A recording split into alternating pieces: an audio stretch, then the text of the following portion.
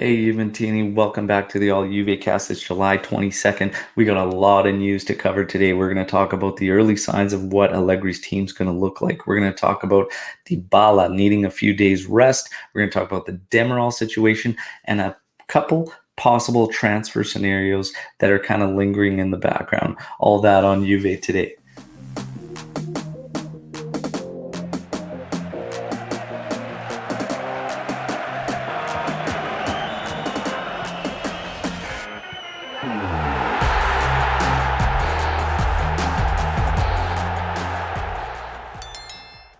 All right, so we're going to kick it off with what Allegri's team is starting to shape up to.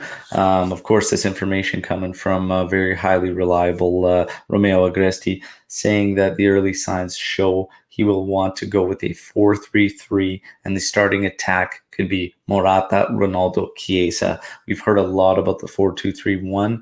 4-3-3 seems to be what it's shaping up to in early days of camp. And again, keep in mind, we're waiting for all the players from Italy and Brazil, as well as Ronaldo to return, which Ronaldo's return should be on weekend, and the other players first week of August, just after.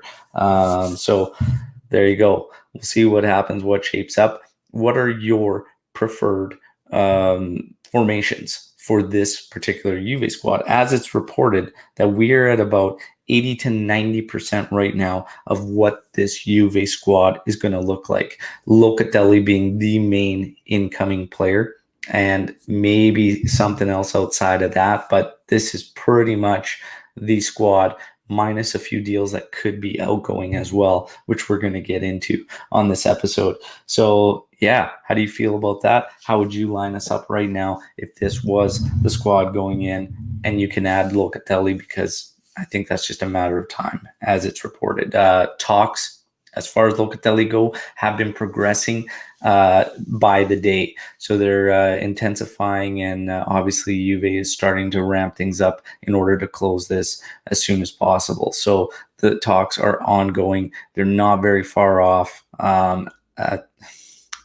Sassuolo continues to push for a little bit more, saying that now they're going up to 45. Juve has brought down the time frame in terms of the loan portion with obligation to buy, so they're still trying to play this game or whatnot, but at the end of the day, Juve might just have to fork the money over and say, hey, let's do it all one shot. So we'll see what happens with that one. We talked a bit about Dybala needing some rest. There's no injury there. He had an MRI. He's just suffering from some muscle fatigue in his thigh. Obviously, not terribly concerning and not surprising based on how hard he trained in the offseason to get ready for this season. So it's just a little bit of fatigue. He's just going to need a few days rest, and then he'll be right back to training regularly. So about 3 days rest for Paulo Dybala. There is a possible transfer scenario between Christian Romero from Atalanta to Tottenham.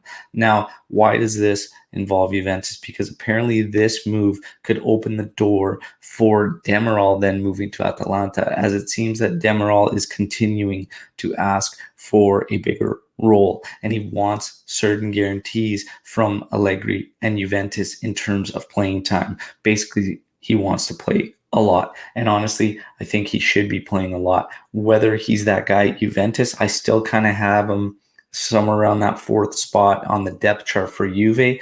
That's just not going to be good enough, apparently, for him going into the season. So, yeah, there's a possibility there. So we will have eyes on Romero's potential deal to Tottenham. And apparently the first bid of 35 million euros was rejected. So eyes on that one, because it might mean a sale for Juventus. Wojciech Szczesny's going to be returning to Contenasa tomorrow, so he'll join Juventus in training. Juric from Hellas Verona likes Marco Pjaca a lot. Okay, he's tried to purchase the player before. Talks are ongoing between Juventus and Torino for Pjaca, and they've got a good relationship in terms of deals and whatnot, so I don't see it wavering there. But if something were to happen, Pjaca has some suitors, which is nice. He's also slated to start this weekend in the friendly against Cesena on the weekend, so we'll see what happens there. McKennie, a couple of guys that are doing well in training so far. McKennie is one of them. He's showed up in great shape, apparently. If you think back to last season, McKennie came out of the gate doing very, very well. Then there was the reports that Juventus wanted him to slim down and lose some weight. So usually when a player does that, mid-season, it's very, very hard because you're starting to train differently and you're starting to focus on things differently, and it can have a weird effect.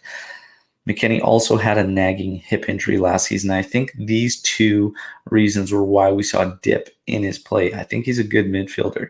But I think, when you're asking a player to do that mid-season, it's very, very hard. It's nice to see. And I've noticed in social media posts and everything, he does look slimmed down, looks in better shape. And we're getting reports today that he's looking great in camp. So exciting and good for club and player. Another player doing well is Luca Pellegrini. Luca Pellegrini, the back who's brought in the deal that saw Spinazzola going to Roma, is making a good impression. Of course, it's going to be Allegri's final say, but the player is doing very, very well and impressing in camp. So he should be a name that sticks around. And we know that Frabotta is almost a done deal heading out the door too. So Pellegrini should have his finally have his name on the team sheet for Juventus in this season. Last, certainly not least, the new away kits are now available. The blacks, they've got some nice highlighted markings on them. And then, of course, the kind of neon stripes on the shoulders. Pretty clean kit. The sponsor, 4XE. I know everybody's not really liking that extra cheap model logo on there, but these are nice kits and they're really, really growing on me.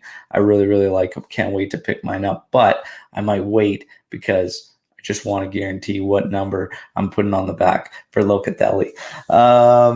Last, definitely not least, on this day, back, way back, Giovanni Agnelli became president of Juventus. L'Avvocato. Amazing. If you're not familiar with this man, some of the beautiful quotes he did, and there's beautiful photographs all over social media now about this guy and the players and whatnot. And you heard stories from Del Piero and Buffon about how he was, and always taking care of the players, always talking to them, always in the mix, even as a president, asking if they were ready for the weekend games and everything like that. So fantastic man.